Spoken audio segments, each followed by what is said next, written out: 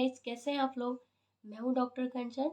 And guys, sorry, थोड़ा सा voice की प्रॉब्लम है just because of cold and cough, तो थोड़ा सा आप एडजस्ट करिएगा। सो गाइस, आपके बहुत सारे क्वेश्चन आ रहे थे कि मैम, हमारे दांत ऊपर से देखने में बिल्कुल भी हेल्दी हैं, किसी भी तरह की प्रॉब्लम नहीं है, फिर भी जब हम खाना पीना खाते हैं तो उसमें खाना फंस जा रहा है।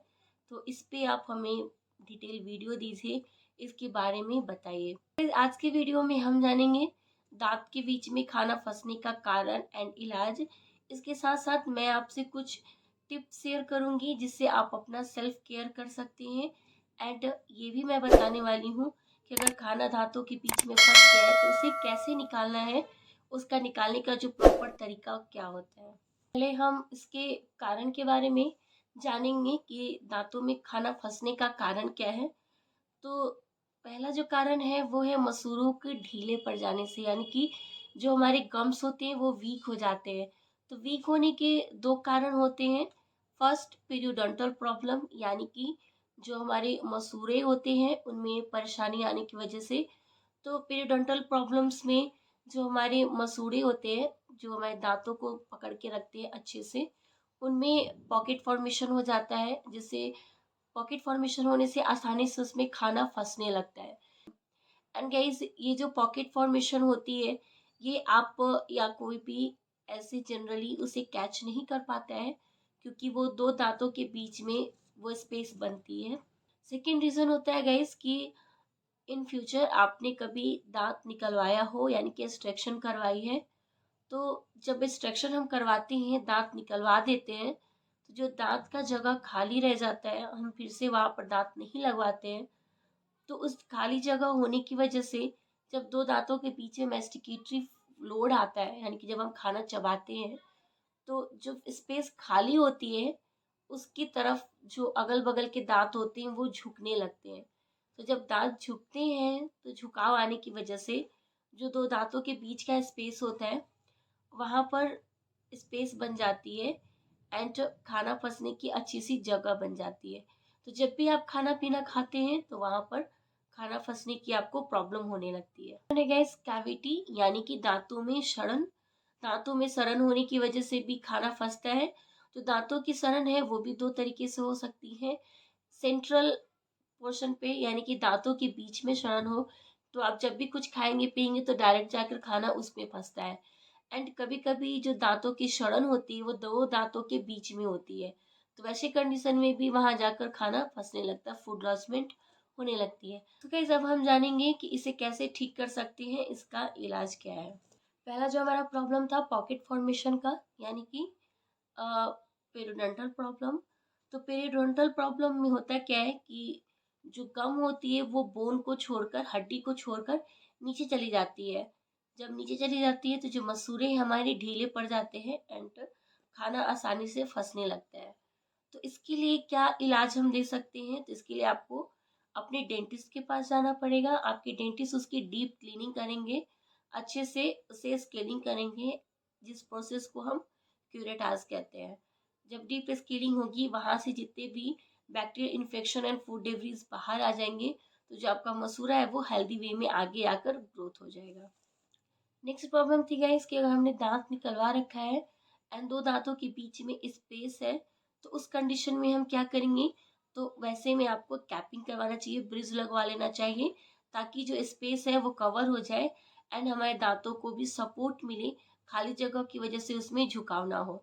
एंड नेक्स्ट प्रॉब्लम थी कैविटी, यानी कि दांतों में अगर सड़न है, तो अगर जो सड़न सेंट्रल है यानी कि दांतों के बीच में है, तो उसमें हम रेस्टोरेशन कर देते हैं एंड वो दांत फिर से ठीक हो जाता है एंड खाना फंसने की जो प्रॉब्लम होती है वो खत्म हो जाती है।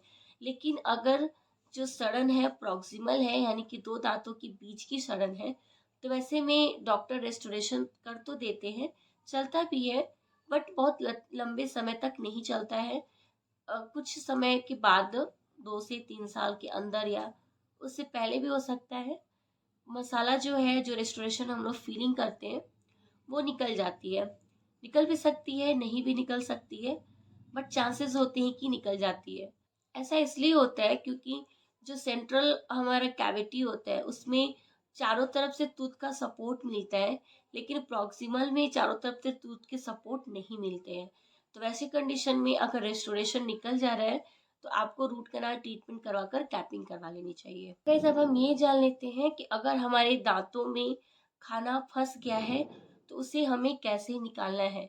जनरली आप गलती क्या करते हो, आप पिन या कोई भी शार्प चीज लेते हैं एंड उससे टूथपिक वगैरह लेकर दांतों के स्पेस में लगाकर निकालते हैं। ऐसा आपको बिल्कुल भी नहीं करना है, ये रॉन्ग तरीका है, गलत तरीका है। ऐसे करने से उस जगह पर और स्पेस बनेगी एंड खाना और ज़्यादा फँसने लगेगा। सो गाइस हमें करना क्या होता है, जब दाँतों के बीच में खाना फँस जाए, तो हमें उसे टूथपिक का यूज़ नहीं करना है, फ्लॉसर या थ्रेड की हेल्प से उसे निकालना है। अगर किसी सेंट्रल कैविटी में दाँत में खाना फँसा है, तो हमें पानी से अच्छे से ज़ोर-ज़ोर से कुल्ला करना है, तो जो भी खाना उसमें फँसा होगा वो निकल जाएगा। नेक्स्ट हम बात करेंगे गाइस कि हम सेल्फ केयर क्या कर सकते हैं, क्या वो टिप्स है जिससे हमें ये परेशानी नहीं आएँगी। सो गाइस सबसे पहली चीज़ जो मैं आपसे हमेशा शेयर करती हूँ कि आप जब भी कुछ भी खाइए, छोटा-सा कभी मंचिंग भी करिए, तो आपको क्या करना है, आपको पता है, कुल्ला करना है। एक कुल्ला पानी मुँह में लेना है एंड उसे अच्छे से चारों तरफ घुमाना है, ताकि जो भी फूड पार्टिकल्स आपके कहीं भी दाँत में, मसूड़ों में चिपके होंगे, वो निकल जाएँगे। उस किसी भी तरह की डेंटल प्रॉब्लम होंगी ही नहीं। दूसरी चीज़ गाइस, ब्रशिंग, यानी कि आपको ट्वाइस ब्रश करना है, सुबह-शाम दोनों टाइम ब्रश करना है एंड ब्रशिंग टेक्निक का ज़रूर ध्यान रखना है। सिर्फ़ ब्रश करना सफिशिएंट नहीं होता है, ब्रश करने का तरीका आपको पता होना चाहिए। एंड मैंने आपसे पहले शेयर किया ही कि अगर खाना फँस जाए तो आप फ्लॉस का यूज़ करिए एंड थ्रेड का यूज़ करिए। नेक्स्ट थिंग है इसकी, अगर आपको प्रॉब्लम बहुत ज़्यादा लगती है, तो ऐसे में आपको देर नहीं करनी चाहिए, तुरंत अपने डॉक्टर से कंसल्ट करनी चाहिए। इसमें आपको कतराने की ज़रूरत नहीं है। इनिशियल स्टेज में अगर आप ट्रीटमेंट करवाते हैं, तो आप बड़े खर्चे से बच सकते हैं। सो गाइज़ ये था आज का वीडियो। आई होप कि आपके लिए हेल्पफुल रहा हो। अगर येस तो डेफिनिटली लाइक देना मत भूलिए, चैनल को सब्सक्राइब करिए एंड अगर आपके क्वेश्चन हो तो आप मुझे कमेंट सेक्शन में पूछ सकते हैं। तब तक के लिए be healthy and be happy. Bye bye.